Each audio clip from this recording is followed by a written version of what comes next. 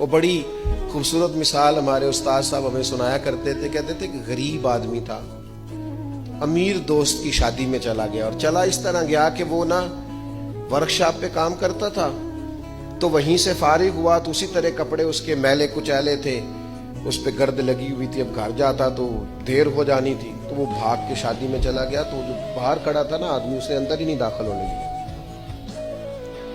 اس نے کہا جناب آپ کدھر آ گئے, یہ تو بڑے امیر رئیس اعظم کی شادی ہے. اس نے بڑی منت کی, بالآخر وہ رو پڑا, یار تیری مہربانی, میرا قریبی دوست ہے, مجھے اس نے کہا جناب آپ جا ہی نہیں سکتے, حالت تو دیکھیں اپنی. اب وہ دوڑا گیا گھر, تیزی سے کپڑے بدل کے واپس آ. شادی بالکل اینڈ پہ ہو چکی. اب جب وہ سوٹ بوٹ اور وہ مایا شایا اور وہ جناب اس کا لباس بڑا حسین, تب اس کے لیے خود سے دروازہ کھولا گیا. وہ اندر گیا تو ساتھ رو رہا ہے, اور ساتھ وہ ڈونگا لے کے نا سالن والا برتن, تو اس میں کبھی اپنا کرتا ڈالتا ہے, کبھی اپنا بازو ڈالتا ہے کرتے کا. لوگوں نے کہا یہ کیا کر رہے ہو؟ کہنے لگا یہ میری تو دعوت نہیں, یہ تو کپڑوں کی دعوت ہے.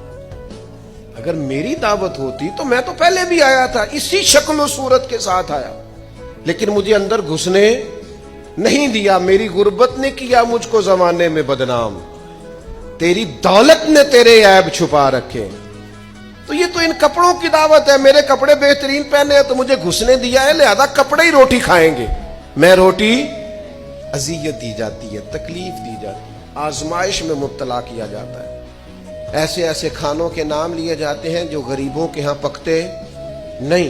انہیں کہا جاتا ہے فلاں پکانا آتا ہے, تو میں کئی دفعہ کہہ چکا ہوں, پھر کہتا ہوں, جب پیسے آتے ہیں تو عقل بھی آئی جاتی ہے. جب انسان کے گھر گاڑیاں آ جائیں تو چلانے کا طریقہ بھی آ ہی جاتا ہے. جب اس کے پاس مہنگا موبائل آ جائے تو اسے چلانے کا سلیقہ بھی آ ہی جاتا ہے. جتنے کار دانے ہو دے کملے بھی سیانے.